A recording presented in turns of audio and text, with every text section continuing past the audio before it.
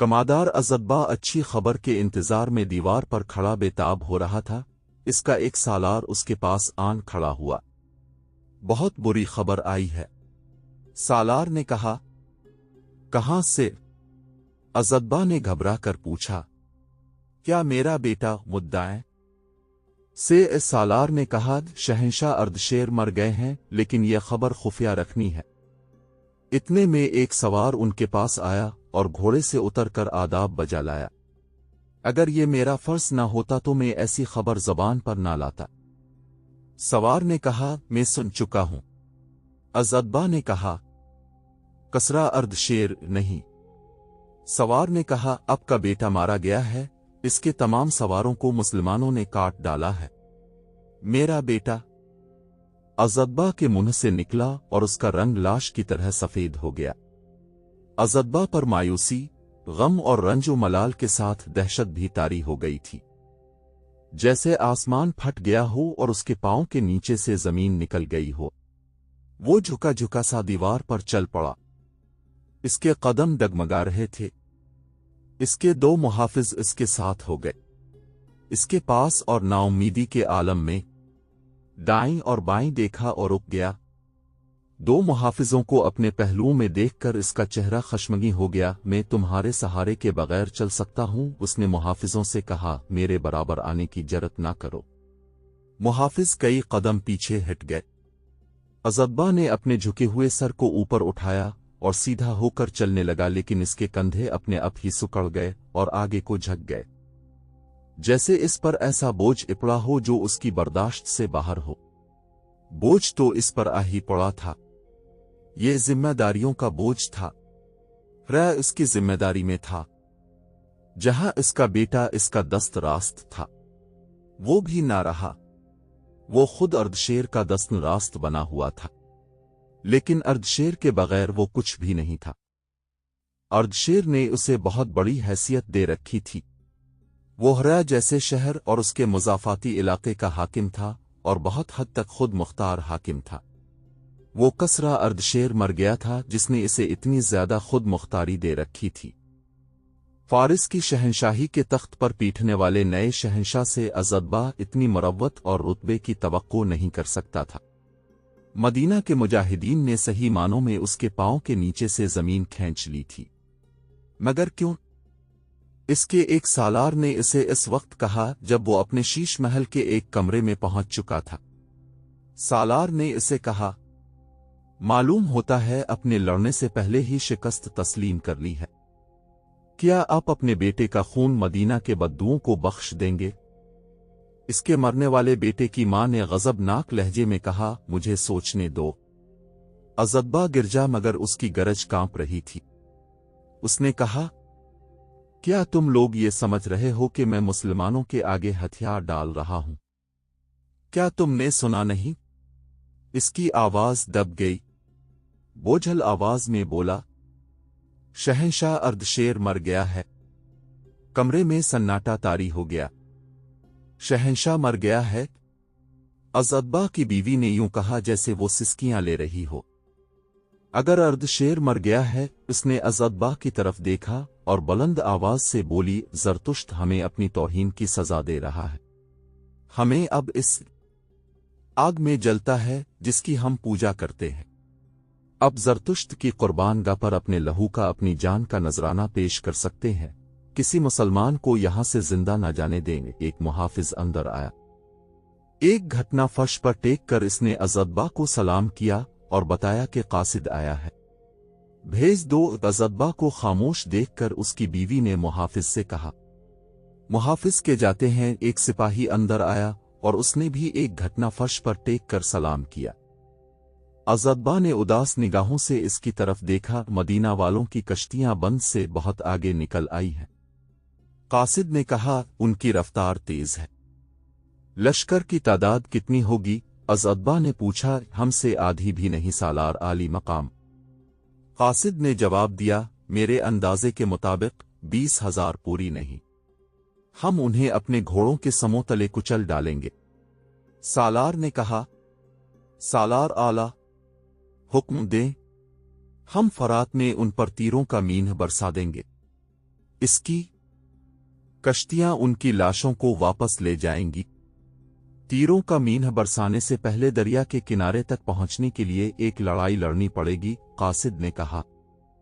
उनके बहुत से गेवड़ सवार दरिया के दोनों किनारों पर कश्तियों के साथ साथ आ रहे हैं।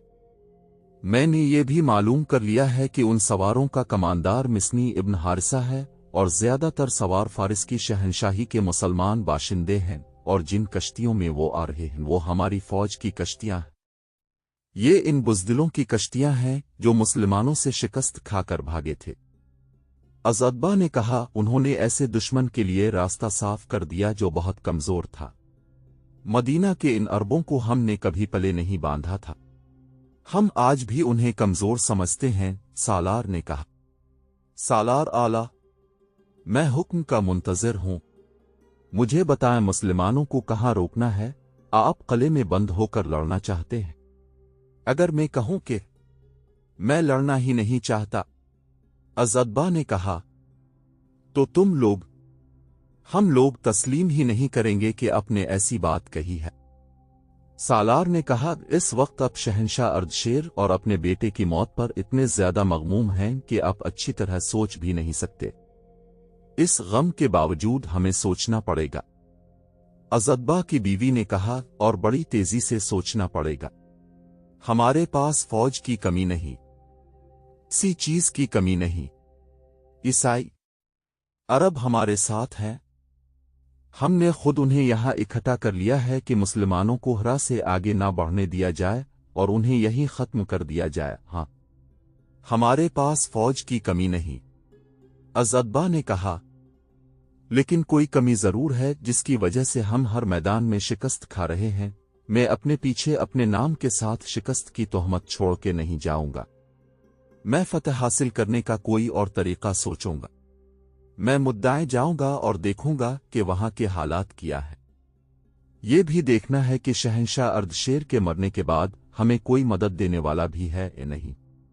नहीं सालार आला, उसके सालार ने कहा, अभी मुद्दाएं न जाएं।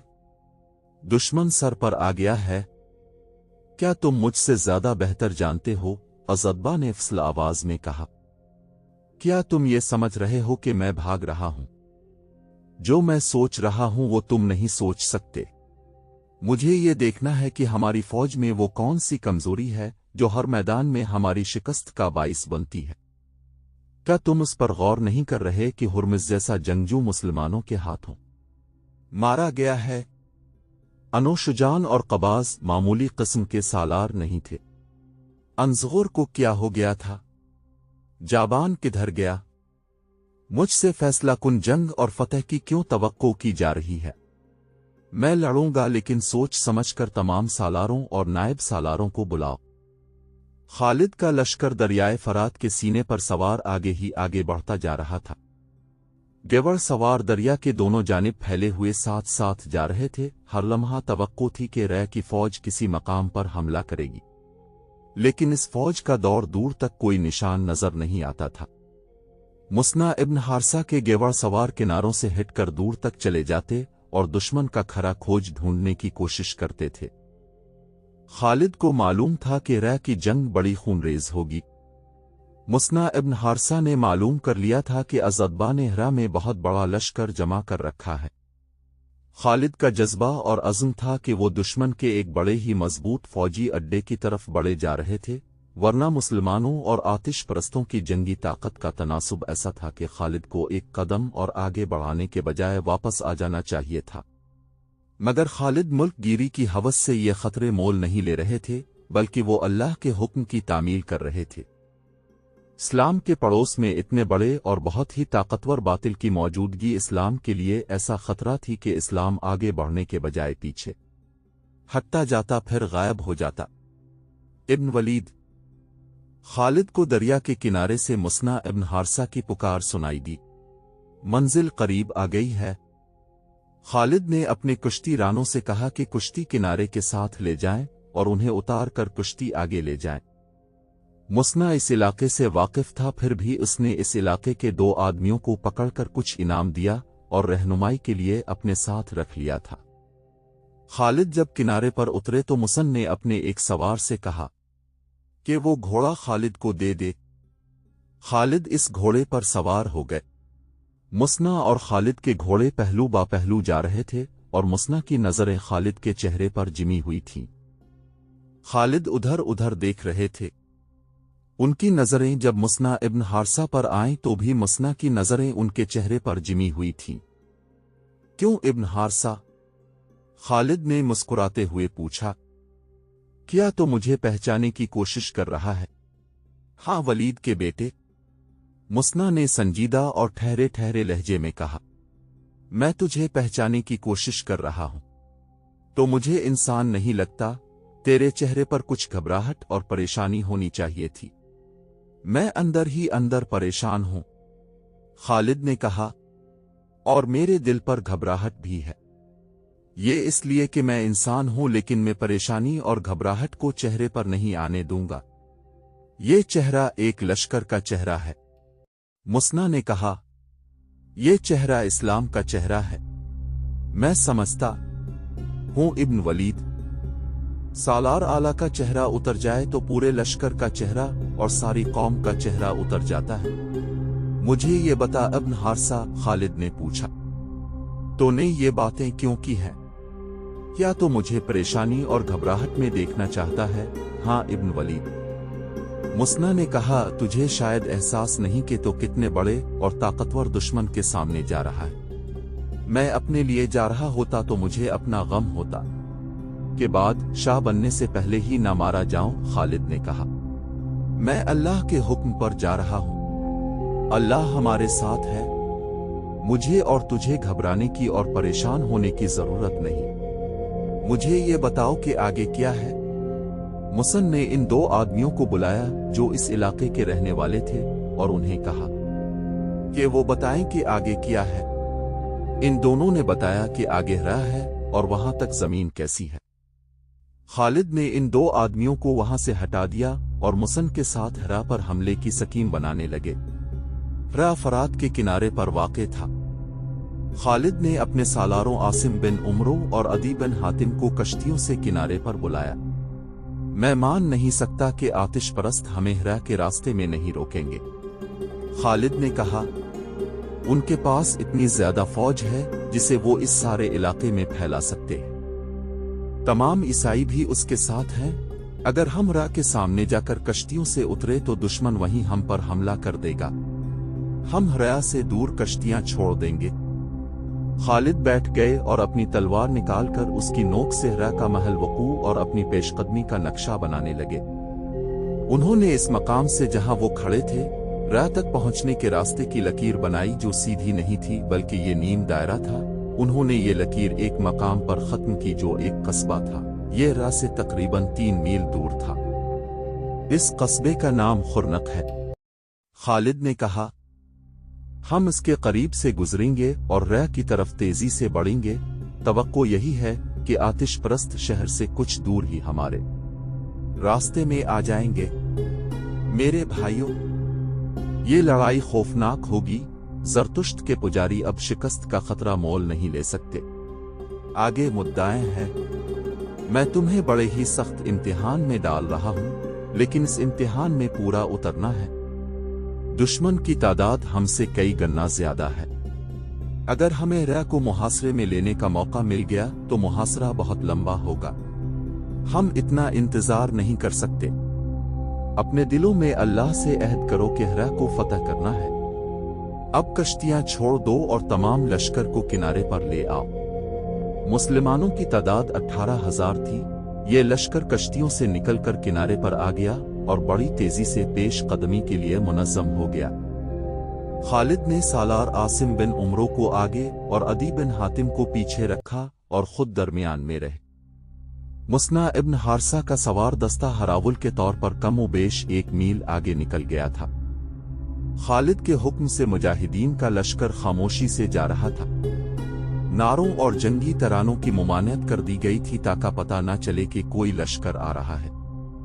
खालिद ने ऐसा रास्ता इख्तियार किया था जो जंगल और वीरान इलाके से गुजरता था और उधर मुसाफिरों की गुजरगाह नहीं थी। मुसना इब्न हारसा के सवार खुलकर जा रहे थे ताकि घात का कहीं भी शक हो तो लश्कर को पैगाम भेजकर पीछे ही रोक लिया जाए। खालिद का लश्कर खुर्नक तक पहुंच गया। दुश्मन की फौज का कहीं भी नामो निशान तक ना मिला। खालिद ने लश्कर को रोक लिया और अपने एक जासूस से कहा कि वो कस्बे के अंदर जाए और देखे कि दुश्मन की फौज वहां तो नहीं। खालिद का जासूसी निजाम ज़हीन और जुर्रतमंद आदमियों पर मुश्तमिल था। इसमें इन मुसलमानों की तादाद ज्यादा थी जो फारिस वालों के गुलाम थे। वो दजला और फरात के संगम के इलाके में रहते थे। इनमें से एक आदमी भेस बदल कर खुर्नक चला गया और खबर लाया कि इस कस्बे में कोई फौज नहीं और कस्बे में अमन व अमान है। तारीख बताती है कि इस कस्बे में मुतमव्विल लोग रहते थे। आज वहां खुर्नक का नामो निशान भी नहीं मिलता। इंसान मिट्टी में मिलकर मिट्टी हो जाते हैं, मकाम मिट जाते हैं, बुलंदो बाला मकान और आलीशान महल मिट जाते हैं। जिंदा सिर्फ तारीख ही रहती है। अच्छी या बुरी, इंसानों के नाम जिंदा रहते हैं। उनकी कायम की हुई रवायात जिंदा रहती है। आज वो कस्बा मौजूद नहीं जहां ताजिर और दीगर दौलतमंद लोग रहते थे। खालिद ने आतिश नमरूद में कूदने से पहले इस कस्बे के करीब क़याम किया था। कस्बा नहीं रहा। खालिद जिंदा है, उनकी रवायात जिंदा है। मुसना इब्न हारसा को, आसिम को, अदी को और उन 18,000 मुजाहिदीन को तारीख ने जिंदा रखा है। उनके घोड़ों के समूह की गर्द को सूरज की किरणों ने चूमा है। क्या मकसद था इन अव्वलीन मुजाहिदीन का जो इस दुश्मन से टुकर लेने जा रहे थे जो 18,000 नफूस को निगल लेने की ताकत रखता था। खालिद और उनके सालारों के दिलों में तख्त व ताज की हवस नहीं थी। जर जवाहरात का लालच नहीं था। एक अज़्म था जो उनके लिए जुनून बन गया था। वो इस कुफ्र को अपने पड़ोस में जिंदा नहीं देखना चाहते थे जो इस्लाम की बका और फरोग के लिए खतरा था। उनके जहनों में कोई शक न था, कोई वहम, कोई वसवसा न था। वो हमेशा जिंदा बनने वाली रवायत अपने खून से लिखने जा रहे थे। मौरिख ने इस वक्त के वक़ाए निगारों के हवाले से लिखा है कि खालिद पर खामोशी तारी थी। कोई सिपाही उनकी तरफ देखता तो वो मुस्कुराते थे। खालिद जब खुर्नक से आगे निकले तो उनके मुंह से कोई हुक्म निकलता था या कोई हिदायत, इसके सिवा कोई बात नहीं करते थे। मुसना इब्न हारसा शब खून और दिन की छापामार जंग का और भाग दौड़ कर लड़ने वाली लड़ाई का माहिर था। वो जब खालिद को बताता था कि वो यूं करेगा और यूं करेगा तो खालिद के मुंह से हर बार यही अल्फाज निकलते थे, अल्लाह तुझे अजर देगा इब्न हारसा। खालिद अपने लश्कर को खुर्नक से परे परे आगे ले गए। उन्हें ऐसी तवक्को नहीं थी कि वो दुश्मन को बेखबरी में जाएंगे।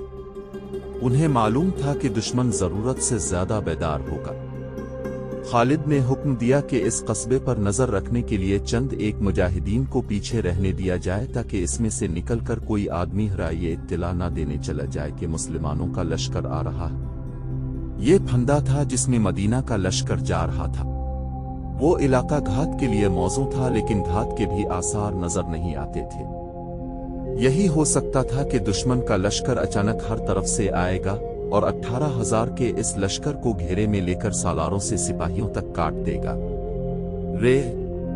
कुछ और आगे गए तो एक टीकुर्री आ गई। खालिद ने घोड़े को अलिफार लगाई और टीकुर्री पर चढ़ गए।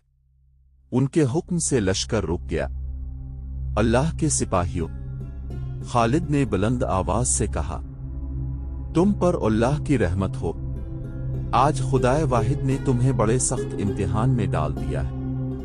आज तुम एक पहाड़ से टकराने और उसे रेजा रेजा करने जा रहे हो।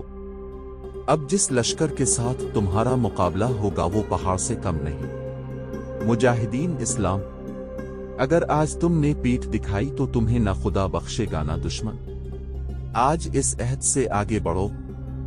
फतह मौत, हमारी जाने अल्लाह की अमानत है। ये अमानत अल्लाह को लूटनी है लेकिन बावकार तरीके से। अल्लाह तुम्हारे साथ है। तादाद और हथियारों की कमी और इफरात शिकस्त और फतह का बाइस नहीं बन सकती। फतह जज्बे और अज़्म से हासिल होती है। इस यकीन के साथ आगे बढ़ो कि रसूल अल्लाह की रूह मुक़द्दस तुम्हारे साथ है। खालिद ने अपने लश्कर के जज्बे को और ज्यादा गरमा दिया और लश्कर को आगे बढ़ने का हुक्म दिया। वो हरा के अक़ब को जा रहे थे। इस तरह उन्हें खासा बड़ा चक्कर काटना पड़ा।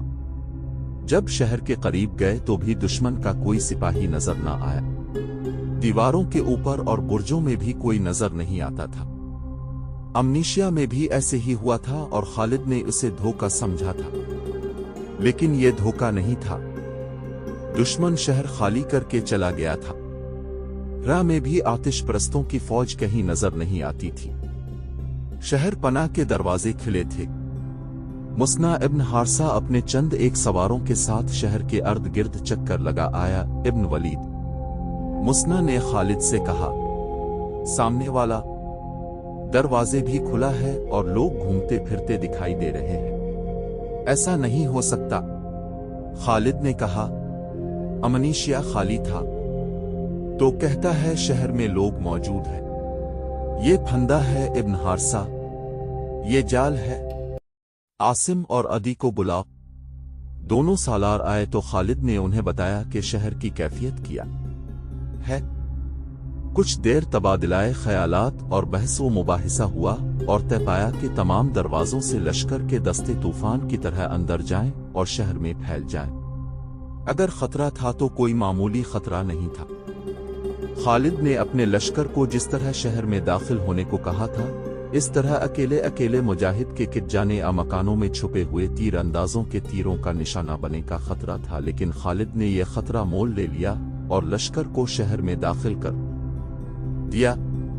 मुजाहिदीन दौड़ते हुए और घोड़े दौड़ाते हुए अंदर गए। शहर के लोग छुपने या भागने के बजाय बाहर आ गए। उर्द छतों पर चढ़ गईं। बाज लोग घरों में छप गए थे और उन्होंने दरवाजे बंद कर लिए थे, लेकिन कत्ल और गारत और लूट मार न हुई तो छुपे हुए लोग भी बाहर आ गए। खालिद ने सारे शहर में ऐलान कराया कि जिस घर में आतिश परस्तों के लश्कर का कोई आदमी हो, इसे घर से निकाल दो। किसी मकान से एक भी तीर आया, इस मकान को आग लगा दी जाएगी। शहर के मुअज़्ज़िज़ीन और सरकर्दा अफराद का एक वफ्द खालिद के पास आया और बताया कि शहर के किसी भी घर में फौज का कोई आदमी नहीं। फौज कहाँ गई? खालिद ने पूछा। मुद्दाएं चली गई है। वफ्द के सरदार ने कहा, हाकिम अज़ब्बा कहाँ है? वो भी चला गया है। खालिद को जवाब मिला, मुझे कौन यकीन दिला सकता है कि हमारे साथ धोखा नहीं होगा? खालिद ने पूछा, कौन मान सकता है कि हाकिम भी चला जाए, फौज भी चली जाए और रियाया अपने दुश्मन की फौज को अपने शहर में देखकर भी अमन व अमान से रहे और इसे अपने दुश्मन का कोई खौफ ना हो? हम सालार मदीना को यही यकीन दिलाने आए हैं कि रिया की रियाया अमन व अमान से रहेगी और अमन व अमान की दरख्वास्त करती है। वफ्द के सरदार ने कहा, धोखा आपके साथ नहीं होगा, धोखा हमारे साथ हुआ है। जिस रियाया को इसका हाकिम और फौज दुश्मन के रहम करम पर छोड़ जाए, वो रियाया दुश्मन को दोस्त बनाने की कोशिश करेगी, दुश्मन को धोखा देने का खतरा मोल नहीं लेगी। हम इस फौज का साथ नहीं दे सकते जिसने काज़मा में शिकस्त खाई, अलीस से भागी, अमनीशिया जैसा शहर खाली करके भाग आई और ये इतना बड़ा शहर और अपनी रियाया को छोड़कर भाग गई है। तुम क्या चाहते हो? खालिद ने पूछा।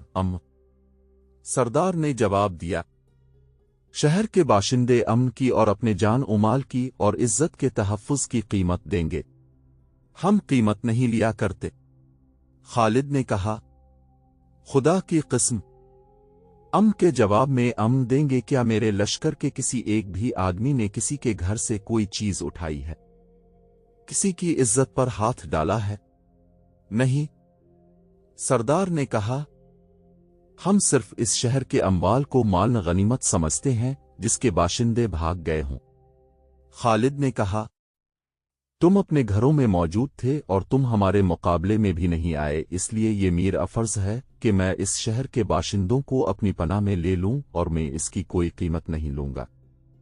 जाओ, अमन से आए हो तो अमन से जाओ। बेशक यह है वो ताकत जो आपको हर मैदान में फतह देती है। वफ्द के सरदार ने कहा, تاریخ میں ایسا کوئی اشارہ نہیں ملتا کہ خالد نے ہرا کے باشندوں کو قبول اسلام کی دعوت دی تھی یا نہیں۔ البتہ یہ شہادت بڑی صاف ملتی ہے کہ ہرا کے باشندوں کو یہ توقع تھی کہ مسلمانوں کی فوج ان کے گھر لوٹ لے گی اور ان کی عورتوں کو اپنے قبضے میں لے لے گی، لیکن مسلمان صرف ان کے گھروں میں گئے بھی تو صرف یہ دیکھنے کہ وہاں فارس کے سپاہی نہ چھپے ہوئے ہوں۔ قیا والوں نے جب مسلمانوں کا یہ کردار دیکھا اور خالد نے انہیں یقین دلا دیا کہ اس شہر کے باشندے مسلمانوں کی پناہ میں ہیں، تو وہ اتنے متاثر ہوئے کہ بعض نے اسلام قبول کر لیا۔